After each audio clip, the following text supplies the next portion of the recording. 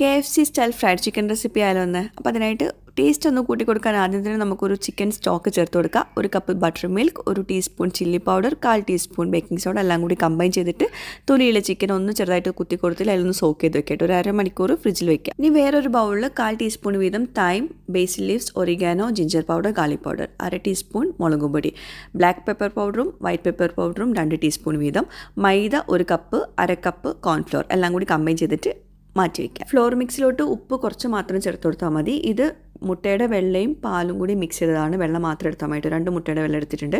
അപ്പോൾ ആദ്യം നമ്മൾ ചിക്കൻ എടുത്തിട്ട് ഈ ഫ്ലോർ മിക്സിൽ ഇട്ട് കൊടുക്കുക. എന്നിട്ട് മുട്ടയുടെ വെള്ളയുടെ ആ ഒരു മിക്സിൽ ഇട്ട് കൊടുക്കുക. പിന്നെ വീണ്ടും ഈ ഫ്ലോർ മിക്സിൽ കോട്ട് ചെയ്തെടുക്കുക.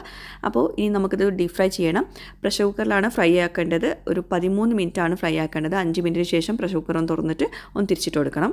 Detail video Aisha's kitchen YouTube channel share ചെയ്തിട്ടുണ്ട്. KFCൻ്റെ ഏകദേശം ടേസ്റ്റിലുള്ള ഒരു ഫ്രൈഡ് ചിക്കനാണ്. എല്ലാവരും ട്രൈ ചെയ്യുക, ഫീഡ്ബാക്ക്സ് അറിയിക്കുക. താങ്ക്